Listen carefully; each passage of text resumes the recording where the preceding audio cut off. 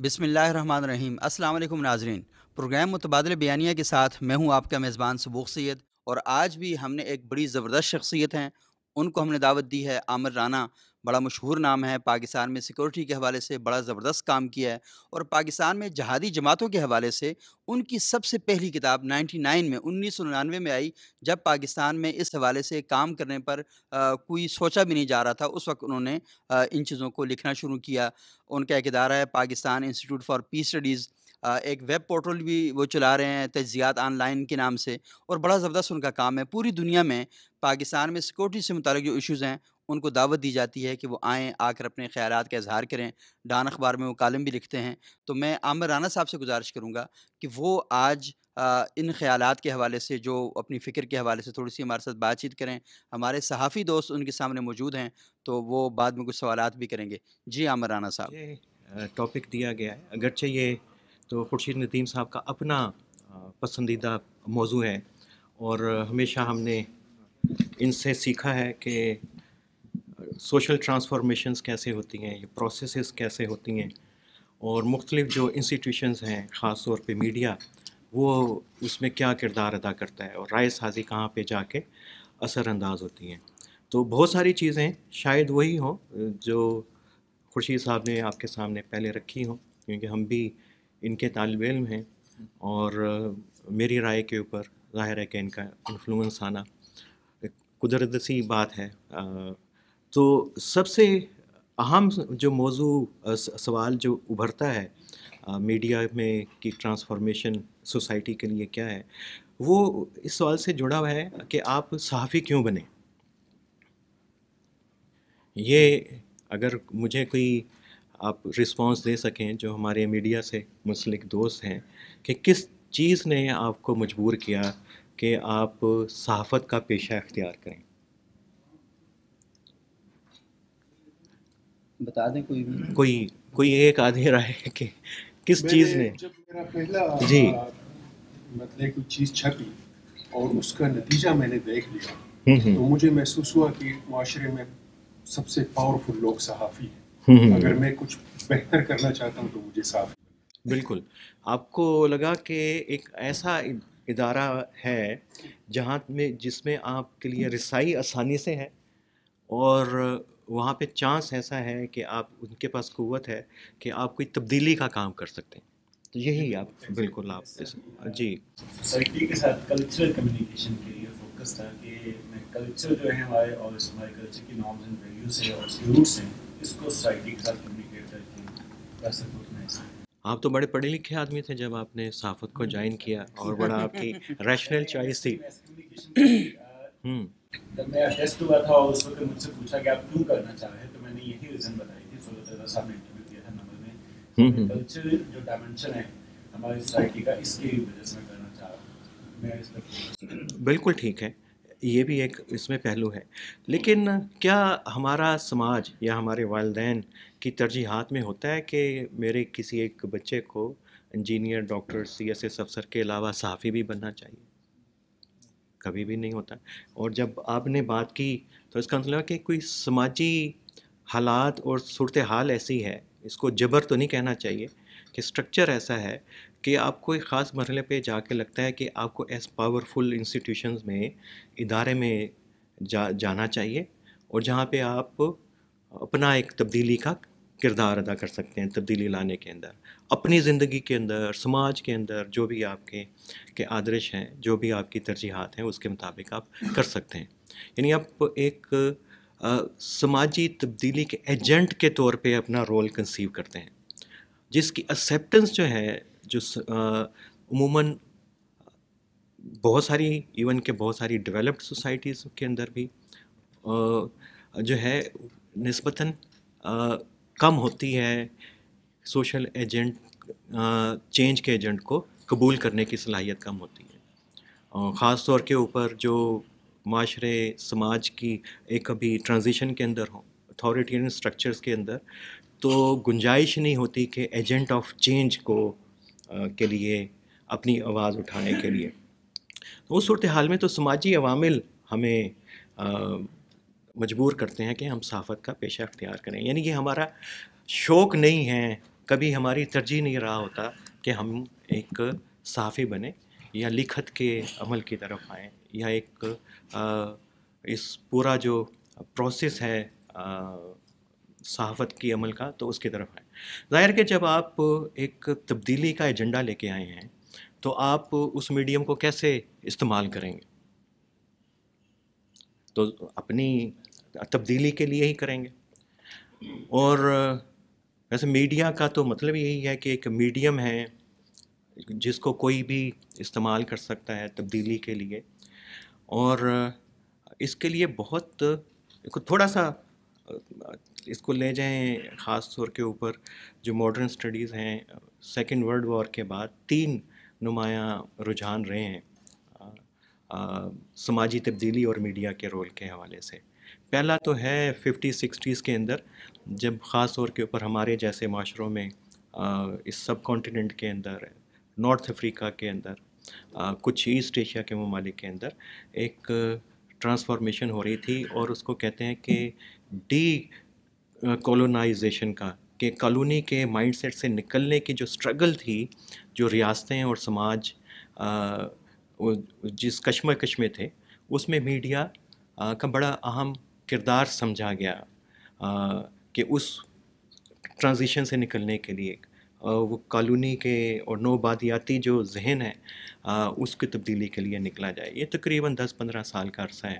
اس میں ظاہر ہے کہ پوری دنیا کے اندر میڈیا کا رول یہی سمجھا گیا کہ یہ ایک ریاست کے ہاتھ میں اور ریاست کے ساتھ اس کی شراکت ہے کہ ایک سماج کو، آئین کو، نیا آپ کا جو سماجی کانٹریکٹ ہے اس کی تشکیل نو کی جا سکے، اور وہ جس کے خلاف ایک جد و جہد ہم نے کی نوبادیاتی قوت کے خلاف، اس کے اثرات سے نمٹا جا سکے. اس سے پہلے بھی آپ جا سکتے ہیں کہ اس پوری جو آزادی کی جد و جہد ہے اس کے اندر بھی میڈیا کا بڑا عموماً کردار ہے اور بڑا انقلابی رول رہا ہے. پہلے انقلابی رول تسلیم کیا جاتا تھا، توقع کی جاتی تھی اور جرنلسٹ ایسے کرتے تھے. اس کے بعد کہ اب ریفارمسٹ ہو گیا میڈیا 60s میں، 50s اور 60s کے اندر. اور یہ بڑا دلچسپ ہے کہ بہت سارے ممالک کی ایک ہی جیسی صورتحال ہے کہ میڈیا کا ایک بڑا جو سیگمنٹ ہے ہمیشہ اور ریاست کے ساتھ منسلک رہا اس کے ایجنڈے میں ریفارمز کے، ٹرانسفارمیشن کے فیز کے اندر. اس میں بہت کم گنجائش ہوتی تھی کہ اس میں پرائیویٹ جو ایکٹرز ہیں اس کے اندر آ جائیں. پاکستان کے اندر آپ کے علم کے اندر ہے پروگریسو پیپرز، جو ان کے پیپرز تھے ان کے لیے، چونکہ وہ ایک انڈیپینڈنٹ یہاں پہ ایک پریس تھا اور پروفیشنل ادارے تھے، ان کے لیے کبھی بھی ریاست کا سافٹ کارنر نہیں رہا اس پورے کے پورے میڈیا پبلیکیشنز کے لیے. اور مختلف وقتوں کے اندر وہ پابندی کا شکار رہے، ان کو بین کیا جاتا رہا، اور حتیٰ کہ پھر آ کے ان کو نیشنلائز کر لیا گیا سارے کے سارے اداروں کے. یعنی وہ قوتیں جو ایک متبادل نقطہ نظر رکھتی تھیں سماجی تبدیلی کے لیے، ان کے لیے ٹالرنس. اب اس میں آپ سمجھ سکتے ہیں کہ آپ ایک وقت تو سماج گزر رہا ہے نوبادیاتی اثرات سے نکلنے کے لیے، اور ریاست اور سماج کا ایک بڑا طبقہ وہ اس پہ متفق ہے کہ ابھی ہمیں جد و جہد کا پیریڈ ہے، آگے جانا ہے. اور اس وقت اگر کچھ قوتیں کہہ رہی ہوں کہ نہیں، یہی وقت ہے، ابھی ہمیں سماج کی سمت کو اس طرف لے کے جانا چاہیے، یا ریاست کی سمت یہ ہونی چاہیے، یا ہمارا سماجی معاہدہ ہے اسٹیٹ اینڈ سوسائٹی کا، اس کو کے اندر ترجیحات یہ ہونی چاہیے، تو وہ اس کے لیے ایک خاصا مشکل پیریڈ تھا. پھر آئیڈینٹی کا تھا، اور وہی پوری ٹریڈیشن جو ہے پھر اب باقی چلتی آئی. لیکن سب سے امپورٹنٹ جو دلچسپ مرحلہ ہے پاکستان کی صحافتی تاریخ کے اندر، ایک ہم اس کا ذکر کریں گے کہ خاص طور کے اوپر 60s سے لے کے اور 80s کے اندر تو میڈیا کا ایک بڑا سیگمنٹ، بلکہ پاکستان میں جو جمہوریت کی بقا کی اس کی پوری تاریخ ہے، وہ بلکہ میڈیا کی اپنی آزادی کی تحریک ہے. اس کے اندر ضمیر نیازی صاحب کا بڑا کام ہے، ان کی کئی کتابیں ہیں، پریس ان چین. تو اس میں آپ کو پتہ چلے گا کہ اصل میں اگر میڈیا کی آزادی کی تحریک نہ ہوتی تو شاید پاکستان کے اندر جمہوریت کی بحالی کی بڑی تحریک نہ چل سکتی. یہ جتنی بھی آپ کے پاس بچی کچھی جمہوریت ہے یا جمہوری اقدار کی یہاں پہ بات ہوتی ہے یا آزادی اظہار کی بات ہوتی ہے، تو میڈیا کا اس کے اندر ایک بڑا اہم اور طویل اس کے اندر کردار ہے. لیکن جو سب سے اہم نقطہ ہے جو بالکل مختلف ہے باقی ممالک جو ڈیولپنگ کنٹریز تھے جن کے ساتھ ہم آزاد ہوئے، وہ ہے 70s کا پیریڈ، جب ہمارے ہاں میڈیا کو تو نیشنلائز کیا گیا اور لیکن باقی دنیا میں میڈیا کی لبرلائزیشن شروع ہو گئی تھی. ایک لبرل میڈیا کی بات شروع ہو گئی تھی. اور دوسرا ایک ٹرینڈ تھا کہ کچھ ممالک کے اندر جو زیادہ اتھارٹیرین ہو گئے تو انہوں نے میڈیا کو مکمل جو ہے اپنے کنٹرول کے اندر لے لیا اور آزادی اور صحافت کے لیے جو گنجائش ہیں وہ بالکل کم ہو گئی. تو یہاں پہ یہ ایک بڑا دلچسپ عمل تھا کہ دنیا سے بالکل ہٹ کے یہاں پہ نیشنلائزیشن کا پیریڈ بھٹو صاحب کے دور میں میڈیا کا ہوا. اس نے میڈیا کے رجحانات اور ایک جو نیچرل گروتھ جو پوری دنیا میں ہو رہی تھی تو اس سے ہٹ کے ایک کچھ رجحانات ہمارے سامنے آئے. اس میں پھر بعد میں اس کو آپ دیکھتے رہیں کہ کیسے رائٹ کا جو میڈیا اور لیفٹ کا میڈیا ان کی کنورجنسز بھی ہوتی رہیں مختلف وقتوں کے اندر، پھر کبھی ڈائیورٹ پوزیشن بھی لیتے رہے. لیکن بہرحال یہ ایک اس حوالے سے بڑا اہم رہا ہے کہ ان دو جو بہت پیدا ہوئے انہوں نے کسی نہ کسی حد تک آزادی اظہار کے راستے کھلے رکھے ہیں. اگر ضیاء کے دور کے اندر اگر بھٹو کے دور کے اندر ایک خاص قسم کے صحافتی رجحان کو سپورٹ کیا جاتا تھا تو اس وقت اس کو رزسٹ کرنے کے لیے رائٹ کا جرنلزم یہاں پہ بڑا سٹرونگ تھا. جب بھٹو کے ضیاء کے دور کے اندر جب پورا انفلوئنس ہوا اور پورے انسٹیٹیوشنل ٹرانسفارمیشن شروع ہوئی تو میڈیا بھی ظاہر ہے اس کا ٹارگٹ تھا، تو اس وقت رزسٹ کرنے والی فورسز دوسری طرف سے آئیں. تو یہ تمام کی تمام جو جد و جہد چلتی رہی ہے اس میں. لیکن سب سے اہم پوائنٹ یہ ہے کہ اس سارے کے سارے عرصے کے اندر میڈیا جو ہے وہ ایک تبدیلی کے عمل کے طور پہ ہی اس کو میڈیم کے طور کے اوپر لیا جاتا رہا ہے. اور دو ماڈل جن کا ہم ذکر کر رہے تھے دنیا میں ہوئے، بے شک وہ اتھارٹیرین رجیمز کے اندر تھے یا ڈیموکریٹک رجیمز کے اندر تھے، انہوں نے اپنے پروفیشنل جو ہیں کریڈینشلز ڈیولپ کیے کسی نہ کسی حوالے سے. اور جب ہم پروفیشنل کریڈینشلز کی بات کر رہے ہیں تو وہ آپ کا خبر کو نکالنے کا طریقہ ہے کہ آپ خبر کو کیسے لیں گے، ڈفرینٹ پرسپیکٹیو ہو سکتے ہیں اس کے اوپر، اور اس کو آپ پیش اس کو کیسے کریں گے. اور یہ جو 70s اور 80s کے اندر جو ہیں یہ ہمارے پیشہ وارانہ صحافت جو ہے جو پوری دنیا کے گرو کر رہی تھی تو اس سے ہم بہت پیچھے رہے، اور پیشہ وارانہ پروفیشنل سٹینڈرڈائزیشن جو ہیں ہمارے ہاں نہیں ہو سکی صحافت کے پیشے کے اندر. یہ بعد میں ہوئی، مشرف صاحب آ گئے اور پھر بہت ساری باڈیز بننا شروع ہوئیں. پھر یہ بات جو الیکٹرانک میڈیا کے آنے کے بعد کہ کیا کوڈ آف ایتھکس ہونا چاہیے، خاص طور پہ دہشت گردی کے واقعات ہوئے، کون سا امیج دکھانا چاہیے کون سا نہیں دکھانا چاہیے، وہ تمام کے تمام چیزیں ہو گئیں. تو پروفیشنل جو ہمارے اسٹینڈرڈائزیشنس ہیں وہ ابھی بھی ویک ہیں باقی دنیا کے مقابلے میں. ابھی بھی اگر یہاں پہ بات کی جائے پروفیشنل جرنلزم کی تو یہ بات کسی بھی نیوز روم کے اندر کسی بھی رپورٹنگ کے اندر بڑی ایک انہونی سی بات سمجھی جاتی ہے کہ آپ کو رپورٹنگ کے اندر یہ اچھی بات بھی ہو سکتی ہے بری بھی ہو سکتی ہے. ہمارے نیوز روم بڑا ڈائیورس ہوتا ہے، ہماری رپورٹنگ بڑی ڈائیورس ہوتی ہے، مختلف نقطۂ نظر رکھنے والے لوگ ہیں، مختلف مذہبی حوالے سے بھی، نظریاتی حوالے سے بھی، سماجی حوالے سے بھی، ہر حوالے سے مختلف ڈائیورسٹی آپ کو ملتی ہے.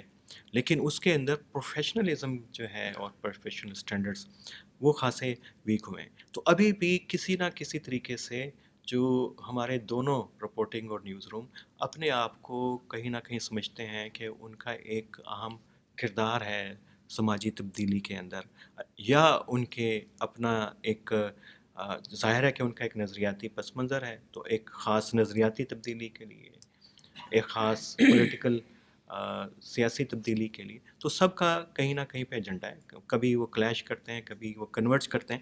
تو یہ میرا خیال ہے کہ ایک بڑا اہم نقطہ ہے. اب اس میں بات یہ ہے کہ یہ چلیں ایک اتنا کمپلیکس سی صورتحال بظاہر لگتی ہے، لیکن کیا میڈیا نے کوئی بہت بڑا سماجی تبدیلی کا کردار ادا کیا پاکستان میں؟ یہ میرا خیال ہے. سر جہاں میں تھوڑا آپ کو جی جی ضرور ضرور.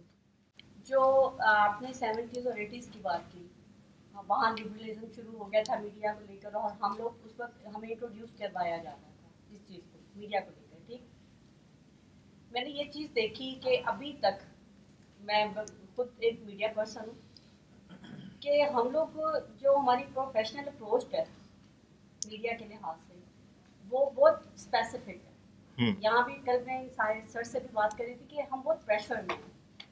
ہم لوگوں بیڈ جرنلزم اور گڈ جرنلزم کی اگر ہم ڈیفینیشن کرتے ہیں تو کچھ جگہ انٹرنیشنل بیس سے ہم لوگ بہت اچھے جاتے ہیں جرنلزم میں، we are going to positive. لیکن اگر آپ نیشنل وے سے دیکھتے ہیں، سوری ٹو سے کہ ہم لوگ صحیح نہیں جا رہے. ہم لوگ یہاں بیڈ جرنلزم کو انٹروڈیوس کروا رہے ہیں.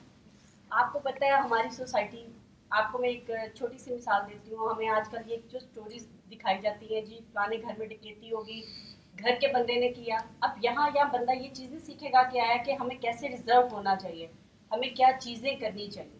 وہ کہے گا وہ یہ طریقہ تھا، ہمیں اس چیز کو کر سکتے تھے. یار میں نے کیوں نہیں کیا؟ میں بھی اپنے فلانے کزن کے پاس جا کے یہ کچھ کر سکتا تھا.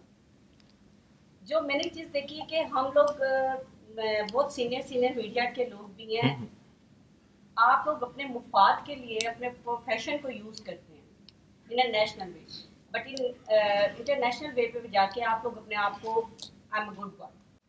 ٹھیک ہے، بالکل بالکل. آپ یہ چیز ختم ہونی چاہیے. میرا کل بھی ایک سوال تھا سر سے، میں یہ کہتی تھی کہ آپ یہ جو سیشنز یہاں دیتے ہیں، میرا خیال ہے ہمارے جو میڈیا کا ایک سیکشن ہونا چاہیے، وہاں ہم سارے جرنلسٹ کو یہ بتایا جائے کہ when you are going to put a bad news, what the way you can use.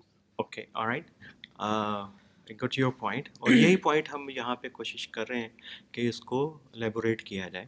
آپ نے کہا کہ ظاہر ہے کہ اپنے مفاد کو ترجیح دینا، تمام چیزیں اسی پروفیشنل اسٹینڈرڈس کی ہم بات کر رہے ہیں.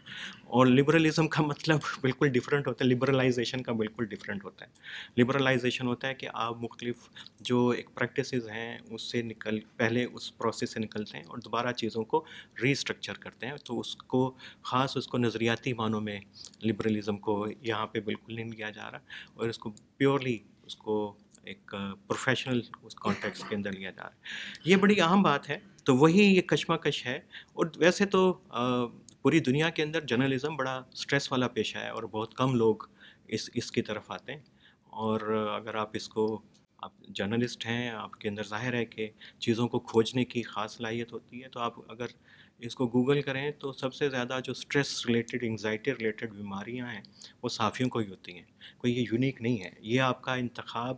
اس لیے میں نے کہا تھا کہ سب سے پہلے یہیں سے شروع کیا کہ یہ آپ کی پرسنل چوائس تھی، آپ اپنی پسند سے آئیں یا ایک سماجی جبر کے تحت آپ اس پروفیشن کے اندر آئیں.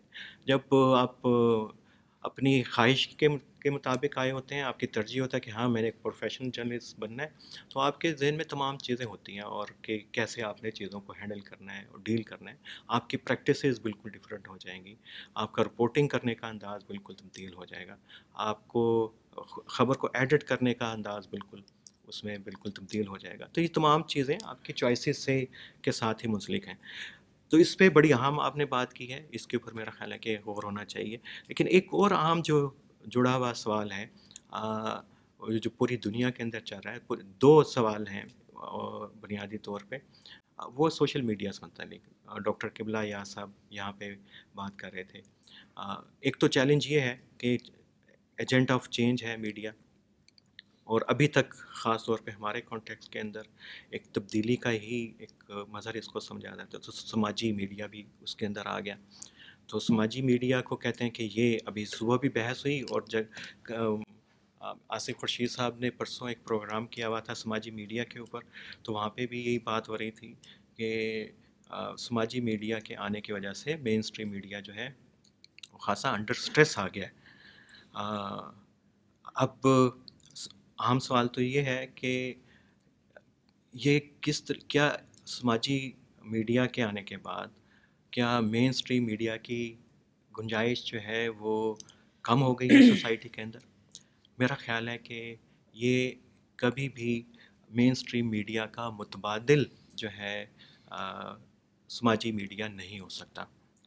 اس کی وجہ یہ ہے کہ باوجود کہ جن خامیوں کی طرف اشارہ کیا گیا ادھر، یہاں ہم اس کا ذکر کر رہے ہیں، ابھی بھی ایک چیزوں کو خبر کی جو ساخت ہے، ایک اس کو بڑا سائنٹیفک وے کے اندر اس کو ٹریٹ کرنا، وہ مین اسٹریم میڈیا کا ہی کی ذمہ داری ہے، اور وہی اس کو جو ہے اسٹرکچر کرتا ہے، اور وہی خبر کی جو ہے بنیادی طور پہ سائنس وہ مین اسٹریم میڈیا ہی ہے۔ سماجی میڈیا اس طریقے سے اس کا متبادل بالکل بھی نہیں ہو سکتا۔ ہاں، مین اسٹریم میڈیا کے لیے بھی اتنی ہی گنجائش ہے کہ سماجی میڈیا کے جتنے بھی فورمز ہیں ان کو استعمال کرے، اپنی آؤٹ ریچ کو بڑھانے کے لیے ان کو استعمال کرے، لیکن متبادل کہنا، اور وہ ابھی بھی جتنی بھی کوشش کی جاتی ہے میڈیا کے اندر پروپیگنڈا کمپینز پوری دنیا کے اندر، یا میڈیا کو ایک اپنے کانٹیکس کے اندر استعمال کرنے کی، وہ مین اسٹریم میڈیا کے ذریعے ہی کی جاتی ہیں۔ جتنی بھی انجینئرنگز ہیں سماجی سیاسی، سوشل میڈیا کے ذریعے نہیں ہوتی۔ اس کی بڑی مثال ہے ابھی جو رشیا کے اوپر سب سے بڑا الزام لگا کہ اس نے مداخلت کی، کا فیک نیوز کا میڈیم، انہوں نے افیکٹولی اس کو فیک نیوز جو ہے، اب میرا خیال ہے کہ وہ زیادہ امپورٹنٹ ہے سوشل میڈیا کے لیے۔ اور فیک نیوز کیا ہوتی ہے؟ یعنی آپ نے ایک پیج بنایا کسی بھی اچھے نیوز پیپر کا، جس لیجیٹیمیٹ نیوز پیپر کا، اس میں فیک نیوز آپ نے ڈال دی، اور آپ کی ٹارگٹ آڈینس یہ ہے کہ آپ نے اس کو اگر 1000 لوگوں تک آپ کا ٹارگٹ ہے کہ اس کو پہنچے گا، تو اس میں آپ کو لگتا ہے کہ اس میں سے 1000 میں سے 50 جو ہیں اس کو آگے پہنچائیں گے، اور آگے جو 50 جو پہنچائیں گے تو اس میں پوٹینشیل یہ ہے کہ وہ تعداد جو ہے گرو کر کے 100 ہو جائے، اور 100 کے بعد وہ 200 ہو جائے، اور ایک فیک نیوز واشنگٹن پوسٹ کی یا پاکستان کے کانٹیکس میں ڈان کی یا جنگ کی کوئی خبر آپ بنا کے پیش کرتے ہیں، تو اس کا امپیکٹ اسیسمنٹ جو ہے وہ یہ ہے کہ ایک خبر جو ہے کم از کم اپنی انٹینسٹی، آپ نے 1000 کو ٹارگٹ کیا، 50 اس کو تقسیم کریں گے، وہ 10 to 20 ٹائمز مختلف کانٹیکس کے اندر سیاسی صورتحال کیسی ہے سماج کی اس وقت، خاص طور کے اوپر ایسے کرائسس کے ٹائم میں، کیوس کے ٹائم کے اندر، فیک نیوز کے اوپر وہ زیادہ تیزی سے پھیلتی ہے۔ تو فیک نیوز کا جو فنومینن ہے وہ میرا خیال ہے کہ زیادہ امپورٹنٹ ہے اس کو روکنا، اور وہ آپ کے دونوں مناسب، ایک خواہ آپ پروفیشنل جرنلسٹ ہیں اس کو بھی وہ کمپرومائز کرتی ہے، انڈرمائن کرتی ہے، ایک جرنلزم کے میڈیا کے امیج کو بھی انڈرمائن کرتی ہے، اور دوسرا اگر آپ اپنے آپ کو ابھی بھی کوئی سماجی تبدیلی کا ایجنٹ سمجھ رہے ہیں تو فیک نیوز جو ہے آپ کے اس جو منصب ہے اس کے بھی خلاف ہے۔ اچھا، فیک نیوز کا دلچسپ بات یہ ہے، یہ راتوں رات کوئی نئی چیز ایجاد نہیں ہوئی کہ دنیا نے سوچا کہ ہم فیک نیوز جو ہیں اس کو ایک انڈسٹری بن جائے، اور باقاعدہ اس کے اوپر اب بڑی بڑی کنسلٹنسیز جو ہیں وہ بنی ہوئی ہیں اور کمپیننگ کرتے ہیں۔ یہ کافی عرصے سے رہا ہے، اس کی ہسٹری میں بے شک آپ بہت پہلے چلے جائیں، نوسٹراڈیمس سے شروع کر لیں، اس کی پیشن گوئیاں کہ وہ کیا ہوں گی، یہ بڑی معروف رہی ہیں، اور ایک میڈیا خاص طور کے اندر ویسٹ کے اندر آیا ہے جو ہوتا ہی فیک میڈیا تھا، ٹیبلائڈز ہوتے تھے، ویکلی نیوز، اور جس میں آپ کو کہا جاتا تھا کہ جو اچھی سٹوری گھڑ کے لے کے آئے گا اور اس کو ہم $200 یا $500 دیں گے۔ اس سے پوری دنیا، امریکہ میں اس طرح کے بے تحاشا ٹیبلائڈ تھے، اس میں پیشن گوئیاں ہوتی تھیں، پھر ایک بابا گانگا کی پیشن گوئیاں آنا شروع ہوئیں کہ کہ دنیا ایسے ہو جائے گی. انہوں نے کہا روس یہ کر رہا ہے, سوویت یونین نے کوئی ایسی اڑن تشریح بنا لی ہے, انہوں نے کہا امریکہ نے کوئی ایسا ایک کام کر لیا ہے کہ وہ پوری دنیا میں جہاں چاہے زلزلہ لا سکتا ہے, جہاں چاہے سیلاب کنٹرول کر سکتا ہے, جہاں چاہے جو ہے ہواؤں کا رخ تبدیل. وہ اس طریقے کی خبریں پہلے بھی ہوتی تھیں, اور یہ بڑے پاپولر ٹیبلائٹس رہے ہیں, ابھی بھی ہیں آن لائن کے اوپر, اس کو دیکھیں یہ. لیکن اس کو ہمیشہ سے فیک نیوز کے طور پہ ٹریٹ کیا جاتا تھا. اس کو ایک انٹرٹینمنٹ کے میڈیا کے طور کے اوپر ہی باہر بھی لیا جاتا تھا, خریدا جاتا تھا, اور اس کو پڑھا جاتا تھا. خاص طور کے اوپر ہمارے وہ دوست جو نیوز روم کے اندر رہے اور انٹرنیشنل میڈیا کو کور کرتے رہے, اور 80s 90s تک, اس کے بعد رجحان تبدیل ہوا, تو ہر نیوز روم کی کوشش ہوتی تھی سارے کہ اچھے جتنے بھی اس طرح کے ٹیبلائٹ ہیں کو اکٹھا کیا جائے, اور اس میں سے ٹک بٹس کا ایک پیج بنتا تھا. پیج 3 کے اوپر عموماً لوئر ہاف کے اوپر وہ خبریں ہوتی تھیں کہ یہی اڑن تشریحوں سے متعلق, اور یہی کہ روس نے یہ کر لیا, زلزلے کی صلاحیت اور پیشن گوئیاں, یہ ساری وہی ہوتی تھیں. اور ان کو پاکستانی میڈیا کے اندر بھی ٹک بٹس کے طور پہ دلچسپ اور عجیب خبریں کے طور کے اوپر ہی ٹریٹ کیا جاتا تھا. لیکن ابھی جو فرق پڑا ہے سوشل میڈیا کے آنے کے بعد, ایک فیک نیوز کا بڑا ادارہ اسٹرکچر بن گیا, اور جو سوشل میڈیا ہے اس کو یوز کیا جاتا ہے فیک نیوز کو پھیلانے کے لیے. اس میں تو بہت اس کے اوپر ڈبیٹ ہے باہر کہ اس کو کیسے کنٹرول کیا جائے. اس کے اندر بات یہ ہوتی ہے کہ پھر آپ مین اسٹریم میڈیا کے کی اسٹینڈرڈائزیشنس کو امپروو کریں. اب اس میں کیسے ہوگی؟ کئی طریقے ہیں. مثلا آج کل آپ نے سنا ہوگا, اور ہمارا میڈیا خاص طور پہ اسٹرگل کر رہا ہے, وہ ملٹی میڈیا کا جو پورا کلچر ہے کہ ایک خبر کو اب آپ کو 3 میڈیم سے 4 میڈیم سے لانا پڑے گا. فیک نیوز اس وقت ختم ہو سکتی ہے. مثلا کوئی عمران خان سے کوئی غلط بیان منسوب کر دے نواز شریف کے خلاف یا انڈیا کے خلاف کسی بھی کانٹیکس کے اندر.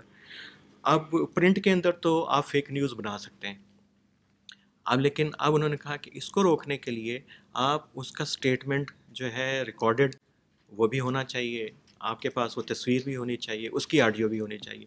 تو ملٹی میڈیا کی جو پورا کا پورا جو میڈیم ڈیولپ ہو رہا ہے بنیادی طور پہ اسی احساس کے تحت ڈیولپ ہوا ہے کہ ایک مقصد یہ ہے کہ فیک نیوز کا خاتمہ کم از کم اس کو کیا جا سکے. اب فیک نیوز کے اندر دلچسپ بات یہ ہے کہ خاص طور کے اوپر وہ لوگ جو میڈیا کو سماجی تبدیلی کا, سیاسی تبدیلی کا, نظریاتی تبدیلی کا ذریعہ سمجھتے ہیں, ان کے ہاں رجحان فیک نیوز کو استعمال کرنے کا بڑھ رہا ہے. اس کو کیسے روکا جائے؟ میرا خیال ہے کہ یہ بڑا اہم سوال ہے. اور پاکستان کے اندر چونکہ صبح سے بات ہو رہی ہے, اس کو منسلک کیا جا سکتا ہے کہ ایک خاص طور پہ ریاست کا اپنا ایک پیراڈائم ہے, اور پاکستان ایک سیکیورٹی اسٹیٹ ہے, اس میں کوئی دو رائے نہیں ہونی چاہیے. اور یہاں پہ تبدیلی کی وہ آوازیں جن کی طرف یہاں پہ اشارہ کیا گیا تھا, جو مارجنلائز کمیونٹیز کی طرف سے آتی ہیں, ان کو ہمیشہ سیکیورٹی اسٹیٹ ایک تھریٹ کے طور کے اوپر لیتی ہے. اور ان کو کاؤنٹر کرنے کے لیے ایسے میڈیا کی تو حوصلہ افزائی یقیناً کی جاتی ہے, خواہ وہ فیک ہو یا آپ کا مین اسٹریم سے ہو یا اصل خبر ہو, کہ جو ان کے نیریٹو کو کاؤنٹر کرتا ہو تو اس کے ساتھ بھی جڑا ہوا ہے. پاکستان میں یہ 3 رخا سوال ہیں: ریاست, صحافی اور سماج. باہر جو ہے شاید یہ صرف ایک ادارے کے 2 اداروں کے ساتھ جڑا ہوا ہے, اور دونوں میڈیا کے ہیں, اور دونوں ہیں کہ رپورٹنگ اور نیوز کی کوارڈینیشن کیسی ہو. لیکن پاکستان کے اندر یہ سوال آپ کا سماج کے ساتھ بھی جڑا ہوا ہے, آپ کی ریاست کے ساتھ بھی جڑا ہوا ہے, اور پھر آپ کے اپنے پروفیشن کے ساتھ بھی جڑا ہوا ہے. اس کو آپ کیسے دیکھتے ہیں, سمجھتے ہیں؟ رکھا ہے کہ یہ امپورٹنٹ ہے, اس کے اوپر ہم بات کر سکتے ہیں.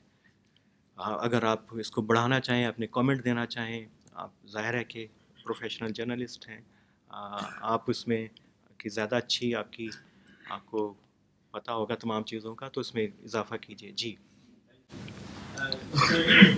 موجودہ حالات میں جو آپ پورا میڈیا کے جو آپ دیکھ رہے ہیں, تو آپ رائٹر ہیں سر, وکیل ہیں, تو آپ اس کو اس کا ایک تھیوری آپ پیش کریں گے سر اس حوالے سے, جس طرح ایتھوٹیلین تھیوری ہے, سوویت یونین تھیوری ہے, اور لبرٹیرین تھیوری ہے, اسی طرح آج کل جو ہمارا جو میڈیا کے اوپر جو سینسرشپ ہے یا اس کو مصنوعی طور پر کیا جاتی ہے ہمیں نہیں پتہ چلتا. تو اس سینیریو کو آپ کس تھیوری کا نام دیں گے سر, اور اس کی ڈیفینیشن آپ کس؟ ہاں دیکھیے یہ بڑی امپورٹنٹ بات ہے. یہ تیسرا اس کو اگر آپ اس پہ جائیے, ایک ڈیولپمنٹ جرنلزم کا ادارہ ہے, اس کے اوپر یہ تمام چیزیں آپ کو مل جائیں گی ڈیفینیشن. جو 70s کے اندر ہوا اس کو کہتے تھے کہ میں نے بلکہ اس کو یہاں پہ کہیں پہ لکھا بھی تھا, آپ اس کو پریگمیٹک پیراڈائم اس کو کا پیریڈ کہا جاتا ہے. اس پریگمیٹک ابھی بھی پریگمیٹک پیراڈائم ہے, لیکن اس کے اندر اس کو آپ کہہ سکتے ہیں کہ پوسٹ پیریڈ ہے اس کا, کیونکہ وہ اس وجہ سے نہیں کوئی نظریاتی تبدیلی دنیا میں کوئی بہت بڑی آ گئی ہے, بلکہ جو میڈیا کے اپنے جو ذرائع ہیں, اس کے جو ٹولز ہیں, اس کے اندر ویریشن آ گئی ہیں. تو اس کو کر سکتے ہیں تھیوریٹیکلی, چیزوں کو کئی طریقوں سے سمجھا جا سکتا ہے. اس کے اندر ایک اور میں اگر آپ کو کہوں کہ ایک ریسرچ جو ہے وہ ہم نے کی تھی, میڈیا سیفٹی ان پاکستان, اس کو آپ دیکھ سکتے ہیں. اس میں جتنی بھی تھیوریز پاکستان کے کانٹیکس میں ریلیونٹ ہو سکتی ہیں, تھیوریٹیکل فریم ورک ہو سکتا ہے وہ آپ کو ہیلپ کریں. پھر میرا خیال ہے کہ پاکستان پریس کونسل نے بھی کچھ اس قسم کی چیزیں جو ہیں انہوں نے کی ہیں, تو آپ کو اس میں ہیلپ مل سکتی ہے. جی ناصر صاحب. یہ دو پروپیگنڈا کون پروپیگنڈا پروپیگنڈا میں کچھ سچائی ہوتی ہے تو پروپیگنڈا وہ ٹوٹلی جھوٹ پہ ہوتا ہے. اب اسے ہم استعمال میں کہتے ہیں پروپیگنڈا. اب اس کو جو ہے نا وہ اس کی بیس نہیں رہی. ابھی یہ سدار کے جو کل گزرا ہے اس پہ آپ دیکھیں وہ تقریباً 36 سے 48 گھنٹے سے ایک ہی کہنا ہے 16 بار جو ہے اب انڈیا کی ویورشپ بھی اسے تسلیم کرنے کے لیے تیار نہیں ہے. وہ یہ کہہ رہی ہے کہ یہ جو ہے جھوٹ ہے, تو عوام جو ہے وہ سچائی سننا چاہتے ہیں. اب پروپیگنڈے کے ذریعے ہو سکتا ہے 1 گھنٹے کے لیے 2 گھنٹے کے لیے ذہنوں کو مستقل کر لیں, لیکن فار ایور نہیں. آپ اس پہ بالکل آپ ٹھیک کہہ رہے ہیں, آپ کی رائے سے بالکل اتفاق ہے. اس لیے کہا جاتا ہے کہ جنگ کے اندر جو پہلی جو کیجولیٹی ہوتی ہے وہ سچ کی ہوتی ہے, اور یہ کوئی ابھی کا فنومنن نہیں ہے, ہمیشہ سے رہا ہے. اور جو کچھ عرصے کے بعد جب کرائسس کی صورتحال کم ہوتی ہے تو پھر صورتحال واضح ہونا شروع ہوتی ہے, حقائق واضح ہونا شروع ہوتی ہیں. پھر خبر کا انداز بدل جاتا ہے. میڈیا مین جو ہے وہ بھی ایک سٹریس کی کیفیت سے نکل آتا ہے, چیزوں کو ذرا دوبارہ ریشنلی اس کو دیکھنے کی کوشش کرتا ہے. تو ابھی اس فیز کے اندر ہیں. تو اب اس دور کے اندر سچ کو تلاش کرنا تو وہ ایسے ہی ہے کہ بھوسے میں سے سوئی تلاش کرنا. جی آپ نے فرمایا کہ مین اسٹریم میڈیا واقعی ابھی بھی سے سکتا ہے اپنے معاملات کے اندر, اور اس کی خبر کو زیادہ اہمیت دی جاتی ہے. لیکن پچھلے کچھ عرصے سے مین اسٹریم میڈیا بھی سوشل میڈیا کا محتاج نظر آیا. مجھے ایسا لگا کہ وہ اس کے اثر میں آ گیا سوشل میڈیا کے. بہت سارے واقعات ہیں جس میں زینب کا واقعہ ہے, جتنی بھی ابھی کچھ دن پہلے کراچی میں واقعہ ہوئے. تو اس کی کیا وجہ, اب جو لوگ مخالفت کرتے تھے سوشل میڈیا کی وہ آج کل تعمیری ٹوٹے بنا کے سوشل میڈیا پہ ڈال رہے ہیں. ہاں بالکل, یہ دیکھیے بڑا اہم, بالکل آپ کے پاس ایک میڈیم ہوتا تھا سوشل میڈیا کے آنے سے پہلے, وہ کیا تھا جو آپ کے اخبار کو خبر کو پھیلاتا تھا. 3 میڈیم تھے, ہے نا. ایک ریڈیو تھا, ٹی وی تھا, اور ایک ہاکر تھا, ہے نا. سب سے تیز کیا کہاں سے خبر جاتی تھی؟ ریڈیو سے. اس کے بعد پھر ٹی وی سے, پھر ہاکر سے جاتی تھی. اب سوشل میڈیا نے صرف میڈیم ہے اسی طریقے سے چینج ہوا ہے, اس کو ریپلیس کیا ہے کسی حد تک. اب کوئی بھی سرکاری ہینڈ آؤٹ ہے, کسی بھی تنظیم کا ہے, سیاسی جماعت کا ہے, وہ اس کو آپ کو واٹس ایپ کر دے گا, ایک ٹویٹ کر دیں گے, تاکہ جلدی سے چیزیں پہنچ جائیں, آؤٹ ریچ بڑھ. سوشل میڈیا آؤٹ ریچ کو بڑھانے کا میڈیم ہے. ایک تو یہ بھی ہے, لیکن اس کے اندر چونکہ ایک ادارہ ایسا ہے جہاں پہ کھل کے بات کی جا سکتی ہے, تو مختلف نقطے نظر آ رہے ہوتے ہیں.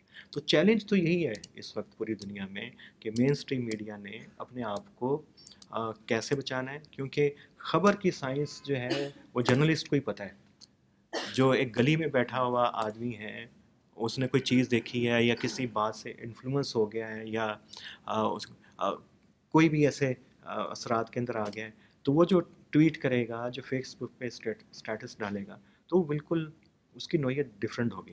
خبر کی سائنس آپ کے پاس ہی ہے, اہمیت ابھی بھی جرنلسٹ کی ہے, اور جی چینل کے اوپر تو سوشل میڈیا کی خبر ایز اٹ از اٹھا کے چلا دی گئی ہے، بعد میں پتہ چلا پھر بالکل یہی تو چیلنج ہے، یہی تو چیلنج ہے کہ اس کو کیسے اس کو چیلنج کو ڈیل کیا جائے.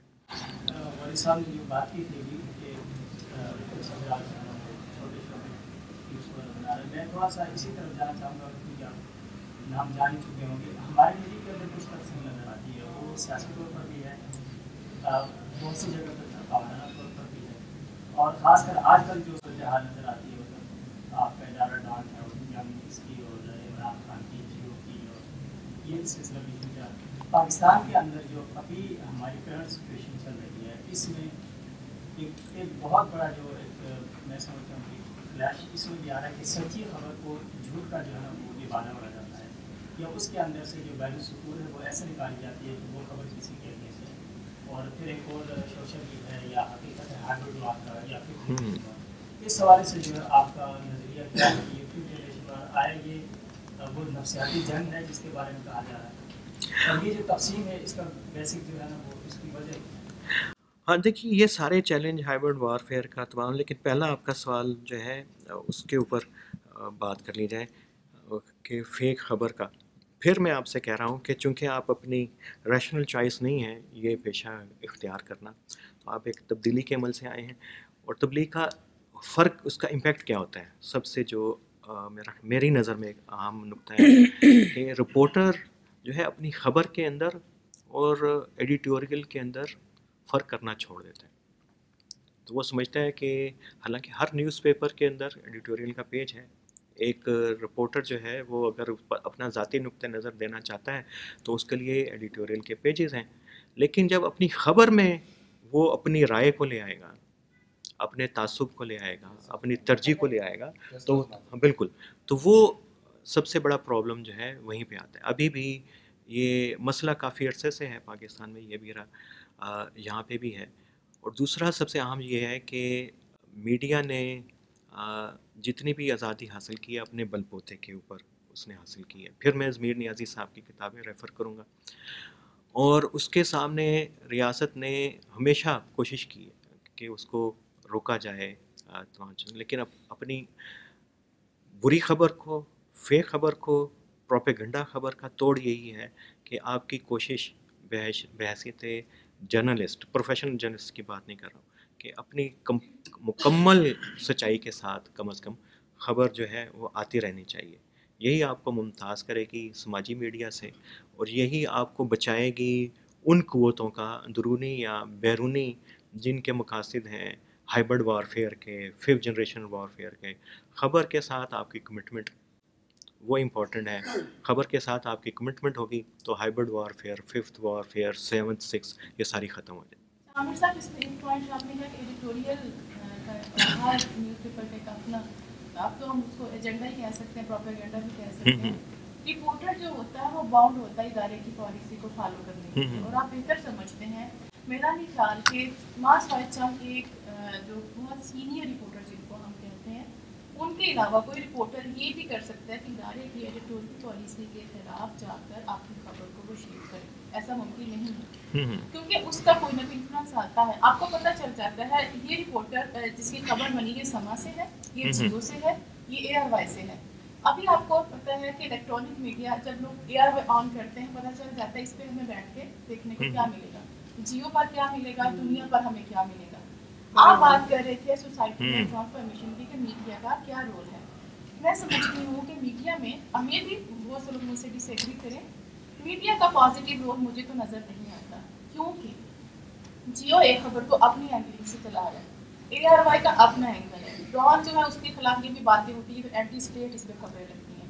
آئی ایس پی آر سے پوچھ کے دیکھیں ڈان کے بارے میں ان کے کیا ویوز ہیں. ٹھیک ہے، جب ایک ویور کو گھر میں بیٹھ کے 7-8 اسکرینس پر مختلف اینگلنگ ملے گی، مجھے بتائیں کہ وہ سچ جو آپ بتانا چاہتے ہیں مین اسٹریم میڈیا میں، تو پھر سوشل میڈیا میں اور مین اسٹریم میڈیا میں کیا فرق رہ گیا جب ایک خبر میں اتنی زیادہ اینگلنگ ہو. یہی تو ہم کوشش کر رہے ہیں کہ آپ کے پروفیشنل سٹینڈرڈز جو ہیں بہتر ہوں. اب دیکھیے یہاں پہ ایک بڑا اہم سوال آپ نے نقطہ آپ نے یہاں پہ اٹھایا کہ آپ کی سما کی خبر مختلف ہے، جیو کی مختلف ہے. بنیادی طور پہ رپورٹر کا کیا کام ہے؟ اس نے اپنی خبر کو مکمل خبر کے طور پہ دے دے. اگر وہ ایڈیٹوریل پالیسی کے خلاف ہے تو وہ نہیں چھپے گی یا وہ نہیں چلے گی.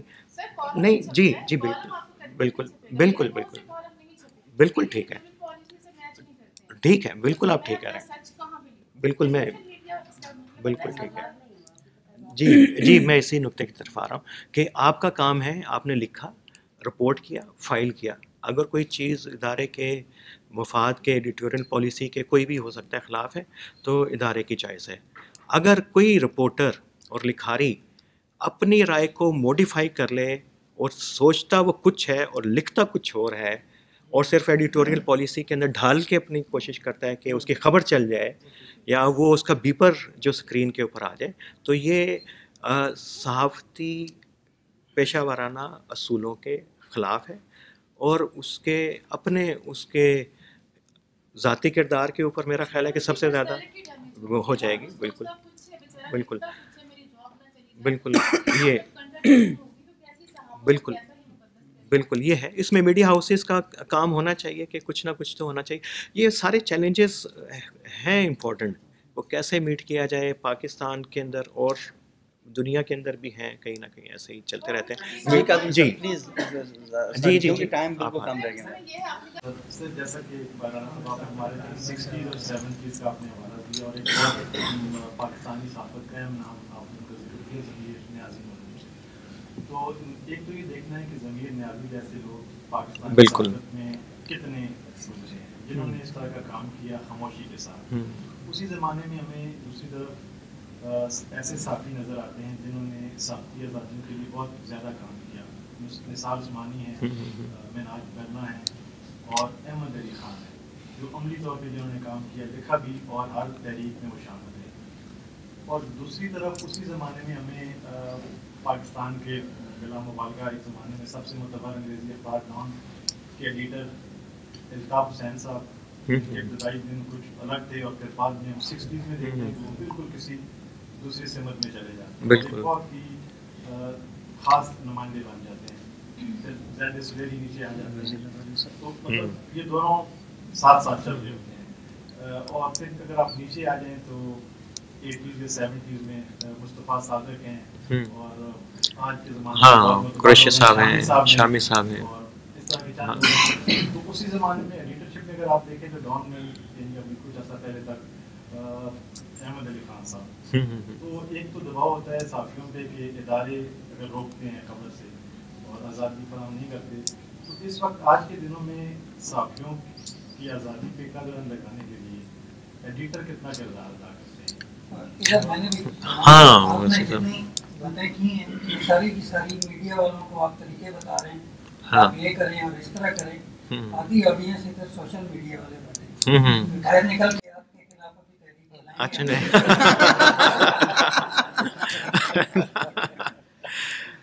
جی شمس صاحب نہیں, وہ پہلے ان کا قاضی صاحب کا اچھا ہے. وہ بالکل میرا خیال ہے ہر دور کے اندر ایسی آوازیں رہی ہیں جو نیازی صاحب جیسی آوازیں ہیں, اور ابھی بھی ایسی کچھ آوازیں ہیں جو پریکٹس کرنا چاہتے ہیں ایک پروفیشنل جرنلزم, اور وہ کوشش کرتے ہیں. کچھ لوگ اس شہر میں ہیں, کچھ لاہور میں ہیں, کراچی میں.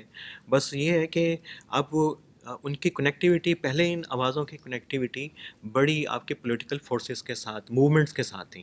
اب چونکہ کوئی ایسی پولیٹیکل بڑی موومنٹ نہیں چل رہی تو ان کی کنیکٹیوٹی اس طریقے سے ہو نہیں پا رہی, باوجود کے حالات بھی ہیں سیاسی تحریکوں کے لیے موافق, لیکن نہ کوئی تحریک ہے, آوازیں موجود ہیں لیکن کنیکٹ نہیں ہو رہی. یہ ایک اور بڑی دلچسپ بات یہ ہے جو مین اسٹریم میڈیا والے ہیں کہ آپ کی خبر کی کرافٹ آپ کا سوشل سٹیٹس جو ہے وہ چینج کر دیتی ہے. یہ کیسے ممکن ہے کہ آپ کی خبر کی کرافٹ, آپ کیسے خبر کرافٹ کرتے ہیں, آپ کا سماجی پورا تناظر, آپ کی اٹھک بیٹھک, آپ کا میل جول سارا تبدیل کر دیتی ہے. عمران مختار صاحب جو نہیں بالکل عمران مختار صاحب نیشن میں ہیں سینئر کورسپونڈنٹ, یہ انٹرنیشنل میڈیا کے لیے بھی کرتے ہیں. اب ظاہر ہے کہ انٹرنیشنل میڈیا کے لیے ایک پورا ایک خبر کو ڈرافٹ کرنے کا بالکل ایک اور طریقہ ہے. تو اس کا اثر جو ہے ان کی ظاہر مقامی رپورٹنگ میں بھی جو نیشن کے لیے کرتے ہیں. اب نیشن کے اندر ان کا ایک پہلے تو اسٹیچر کہ ان کی کرافٹ بہت اچھی ہے, ٹھیک ہے, اور وہ چینج ہو گیا. اب ان کا چونکہ انٹرنیشنل میڈیا کے ساتھ ہو گیا تو انٹرنیشنل میڈیا کی سوشل نیٹ ورکنگ اور طریقے کی ہے.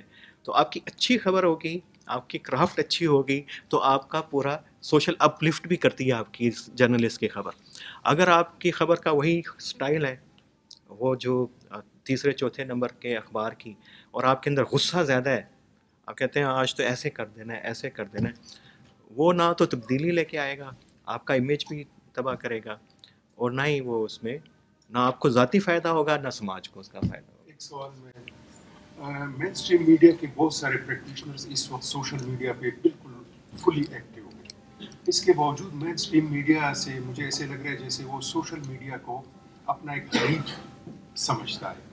کہیں ایسا تو نہیں ہے کہ جس طرح ریڈیو کے آنے سے اخبارات نے سوچا کہ شاید اب اخبار کا دور ختم ہو گیا, ٹی وی کے آنے سے ریڈیو کا دور ختم ہو گیا, تو سوشل میڈیا کیا مین اسٹریم میڈیا کا ایک حریف ہے, رائیول, یا ایک دوسرے کو سپلیمنٹ کرنے والی چیز؟ ہاں, یہ بالکل عام جو رپورٹر ہے وہ سمجھتا ہے کہ وہ اس کا سوشل میڈیا حریف ہے, کیونکہ سوشل میڈیا خبر کو بڑی تیزی سے آگے پھیلا دیتا ہے, اور ایک ہی بیٹ کے اوپر ظاہر ہے کہ اتنے اخبار ہیں, مختلف رپورٹر ہیں.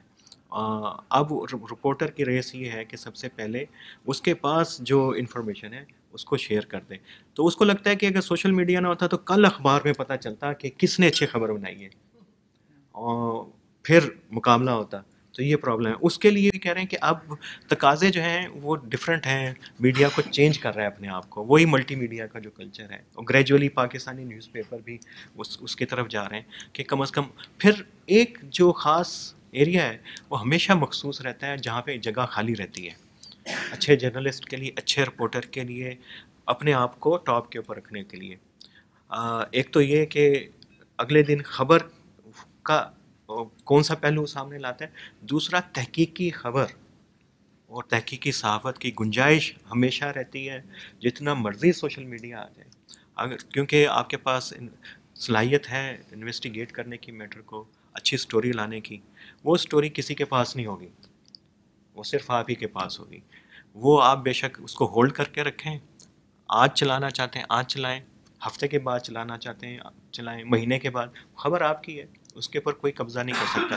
ہمارے دوست ہیں, اب ابھی بی بی سی میں چلے گئے, ایکسپریس ٹریبیون میں, عمر نگیانہ آپ کے دوست ہوں گے, وہ خبر کو لے کے بیٹھا رہتا بڑا اچھی طرح میچور کر کے, اس کو پتہ ہوتا تھا خبر اسی کے پاس ہے.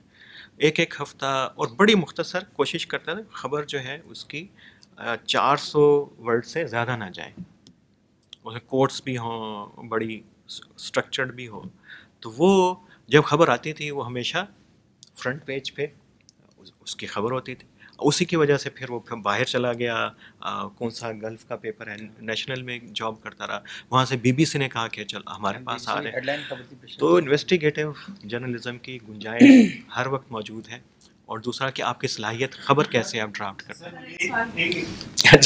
جی سر, مجھے یہ لگتا ہے کہ جو ہمارا مین اسٹریم میڈیا ہے, خصوصی طور پہ ٹی وی اخبار جو ہے, اس کے ہاں ون وے کمیونیکیشن ہے, ٹریفک ون وے ہے کہ وہ جو کہتے ہیں ہمیں سننا پڑتا ہے, ہمیں دیکھنا پڑتا ہے. جو ہمارے دل میں عام ایک آدمی ہوتا ہے اس کے دل کی جو بات ہے, جو اس کی اوپینین ہے, اس کے پاس کوئی بھی میڈیم نہیں ہوتا وہاں وہ کہہ سکتا ہے. سوشل میڈیا نے جو اتنی اسپیس بنائی وہ یہ ہے کہ آپ انہیں اخبارات کے جب فیس بک پیجز دیکھتے ہیں, ٹویٹر پہ دیکھتے ہیں, وہاں عام آدمی فیڈ بیک لکھ سکتا ہے. تو وہ ٹو وے کمیونیکیشن ہے. تو وہ جو اس کی اپنی اس خبر کے جواب میں اس میں جو رد عمل ہوتا ہے, جو سوچتا ہے, غصہ ہے, جو بھی کچھ اسی وقت ظاہر کر دیتا ہے. تو اس حوالے سے جو as a medium social media وہ ٹو وے ٹریفک دے رہا ہے, mainstream media one way traffic دے رہا ہے. ہمیں پروگرامنگ کی, نیوز کی یا کیا چیزوں کچھ ایسی فارمیٹنگ کے اوپر بھی کام کرنے کی ضرورت ہے جو کہ آڈینس جو اس خبر کے بعد سوچ رہا ہے اس کو تھوڑی سی اسپیس مل جائے. تو مجھے لگتا ہے کہ اس میں بھی کچھ بہتری آ سکتی ہے. مین اسٹریم میڈیا جو ہے وہ اس کا زیادہ بہتری کی طرف سفر ہو سکتا ہے. بالکل بالکل, یہی میں یہی پوائنٹ ہے. جی پہلے یہ کر لیں پھر آپ کر لیں. جی ایک سوال یہ تھا, رپورٹر میں یہاں پہ موجود ہے اینکر سے, میرا ایک ذہن میں اکثر یہ بات آتی ہے کہ رپورٹر جب کوئی رپورٹ لے کے آتا ہے, بناتا ہے, ٹھیک ہے, وہ پبلش ہوتی ہے ٹی وی پہ, تو وہ بریکنگ نیوز ہمیشہ بیڈ نیوز ہی کیوں ہوتی ہے, اچھی خبر کیوں بریکنگ نیوز کیوں نہیں بنتی؟ جب ہاں بالکل بالکل, جو مطلب بہت زیادہ اس بات میں ہوتا ہے کہ رپورٹر ہمیشہ بیڈ نیوز جو کوئی कोई बुरा वाक़या हुआ है, वही ब्रेकिंग न्यूज़ क्यों बनती है, वही आती है बार बार आप लोगों, और वो फिर आपके ज़हन में जो है उसका बड़ा इम्पैक्ट होता है। बिल्कुल। हाँ, ये एंकर्स का भी इसी तरह, एंकर्स के हवाले से मेरा ये है क्वेश्चन है कि एंकर्स हमेशा जो भी टॉक शोज होते हैं उसमें हमेशा यही एक कंफ्रंटेशन जो डेवलप हो जाती है, वो क्यों, मतलब मकसद ये क्यों होता है कि आपस में एक दूसरे को कन्फ्रंट कराना, पीसफुल तरीके से क्यों नहीं डिस्कशन? नहीं, ये बड़े अहम सवाल हैं, अगर आप भी कर लें बात तो फिर हम उसको। जो मीडिया की अभी डेवलपमेंट की इस वजह से गुजर की, इस टाइम भी मीडिया जहाँ तक पहुँची, इस मीडिया के तनाजुर में आप कहाँ देखते हैं कि हम मीडिया के अंदर इतनी सलाहियत है कि वो लिंग्विस्टिक या स्टैटिस्टिक जो अप्रोच है उसको रद्द करें? देखिए, ये मुश्किल सवाल है, क्योंकि वो हम पहले बात कर चुके हैं कि क्राइसिस के अंदर मीडिया जो है, चूँकि मीडियम है ना, तो जो कुछ हो रहा है तो क्राइसिस के अंदर क्राइसिस दिखाएगा, और बल्कि उसको बाज़ दफ़ा ये उस तरीके का आईना नहीं है कि आपको एक ख़ास तनासुब से आपकी तमाम चीज़ें दिखाए। ये चीज़ों को छोटा भी कर सकता है, चीज़ों को बड़ा करके भी दिखा सकता है, ये सलाहियत है। अब इस सलाहियत को, उसको छोटा बड़ा करने की सलाहियतों के ऊपर जंग होती है। वो कभी रियासत करती है, कभी मल्टी नेशनल कंपनीज़ करती हैं, कभी कॉर्पोरेट सेक्टर करता है, कभी नज़रियाती गिरोह करते हैं, नॉन स्टेट एक्टर्स करते हैं, सियासी गिरोह करते हैं कि किसनी तस्वीर को बड़ा और छोटा दिखाना है। ये वो जंग चलती है और सेंसर लूज़ हो जाते हैं ऐसी सूरत हाल में। उसमें अभी तक तो कोई ऐसा नहीं है कि कैसे प्रैक्टिस किया जाए। हाँ, ये है कि नॉर्मल टाइम्स के अंदर जर्नलिज्म को कम अज़ कम कंप्लीट जो अपना कोड ऑफ कंडक्ट जो है, प्रोफेशनल स्टैंडर्ड्स हैं, उनको ज़रूर फॉलो करना चाहिए। वो है। दूसरा ये कि आपने बात की है कि मीडिया ब्रेकिंग न्यूज़ ही बुरी क्यों होती है। मेरा ख्याल है कि ये भी एक पहला जो फौरी जवाब तो यही हो सकता है कि चूँकि ये हो रहा होता है तो बुरी चीज़ें ज़्यादा हो रही हैं, तो बुरी खबर की बनी, अच्छी चीज़ें हो रही, अच्छी चीज़ की भी आती है। लेकिन ये एक फिर प्रॉब्लम है कि आप अपनी स्क्रीन को ऑडियंस के साथ कितना ज़्यादा एंगेज रखना चाहते हैं। सब चाहते हैं कि उसकी स्क्रीन के साथ आंखें ज़्यादा लगी हुई हों। उसकी रेस के अंदर कुछ चीज़ें कंप्रोमाइज़ होती हैं। उसमें फिर ये बात होती है प्रोफेशनल बॉडीज़ के अंदर। इधर बाहर तो ये बहुत सारी जगहों पे ये हो गया है कि सब ने, तमाम ऑर्गेनाइजेशंस ने मुत्तफ़िक़ा तौर पे तय कर लिया है कि कोई भी ऐसी बड़ी ख़बर हो, उसको पहले आप टिकर के तौर पे चलाएंगे, उसको अनऑफिशियल सोर्सेज से चलाएंगे, क्योंकि कई स्टेजेस कर लिए हैं। फिर उसको कब उसको आप स्क्रीन के ऊपर ब्रेकिंग के तौर के ऊपर लेके आएंगे। वो एडिटोरियल कंट्रोल स्क्रीन पे हम करते हैं ना, एडिटोरियल को प्रिंट में होता है और इलेक्ट्रॉनिक में नहीं हो सकता, उसके भी हैं। और उसमें कुछ सूरतों में 2 मिनट का एडिटोरियल कंट्रोल होता है, कुछ 10 मिनट का होता है, वेरी करता है मुख्तलिफ सूरत हाल के ऊपर। तो पाकिस्तान में भी ये चीज़ें मेरा ख्याल है कि होनी चाहिए, उसके ऊपर बातचीत कम अज़ कम शुरू है। अगर ये हो जाए, उसमें फिर ये होगा कि तमाम चैनल्स फिर रिस्ट्रेन शो करेंगे। अब कहें कि एक चैनल तो कहे कि मैं ब्रेकिंग न्यूज़ ना दूँ और बाकी दे दें, तो उसकी तो स्क्रीन के साथ कोई भी नहीं होगा, उसका तो बिजनेस मुतासर होगा। मैं आपको एक बात कहूँ, हमारे पाकिस्तानी मीडिया का हिसाब हुआ जो एक शादी पर फुप्पो का हिसाब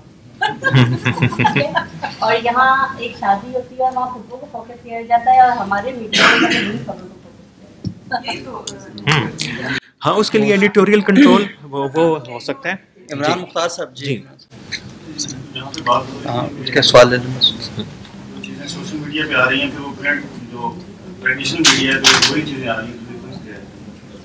वो ये एक स्पेस जो ट्रेडिशनल मीडिया उसमें हमेशा मौजूद रहती है और रहेगी, क्योंकि अब कंसेंसस है लीडर्स का कि अगर जो चीज़ सोशल मीडिया पे आ रही है उस पर जो ट्रेडिशनल मीडिया है वो अपना बताए कि इसका वे फॉरवर्ड क्या होगा।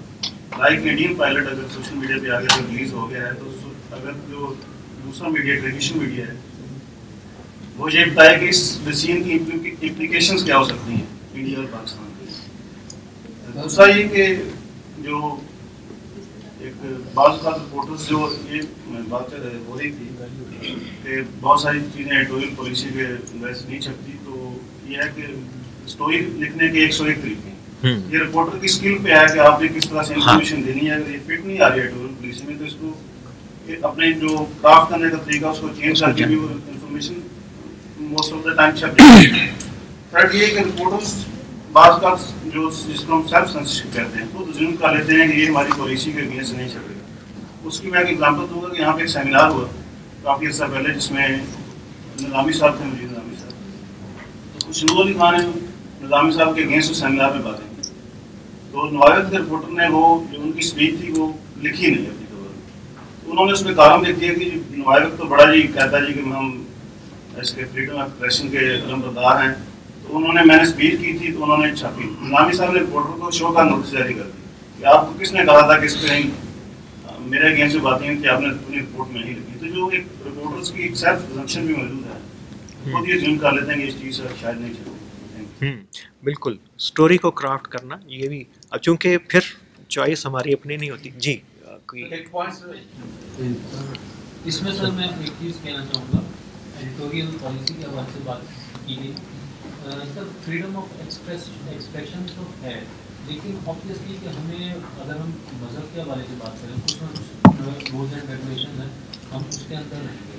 اسی طرح سے جو ریاست ہے, ریاست کے کچھ آئین ہے اس کے اندر رہیں گے, ہم بات کریں گے.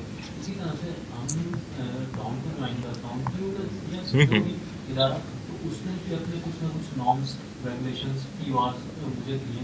مجھے اس کے اندر رہتے ہوئے میں نے جب کانٹریکٹ سائن کیا تو یا ان کا آفر کو قبول کیا تو اس کو میں نے دیکھ کے ہو کیا, تو مجھے اس کے اندر رہتے ہوئے کام کرنا ہے. اچھا, اب اس میں آ جاتا ہے کہ کوئی چیز ہے جو اس پالیسی سے کنفلکٹ کر رہی ہے.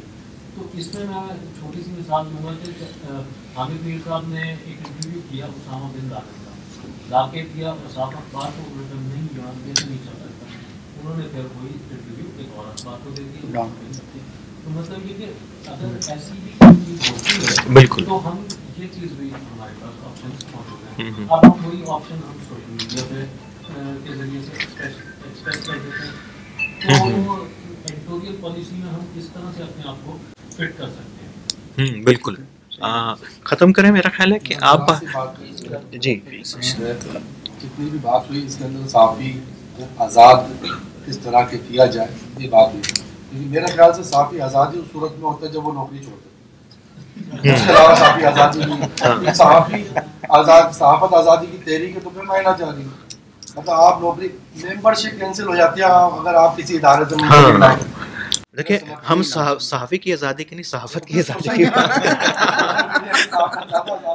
اچھا نہیں, بالکل ٹھیک ہے. بات وہی ہے عمران مختار نے کہی کہ دنیا کی کوئی ایسی خبر نہیں ہے جو رپورٹ نہ کی جا سکتی ہو. آپ کتنے آپ کے پاس اسکل ہے رپورٹ کرنے کی, وہ امپورٹنٹ ہے.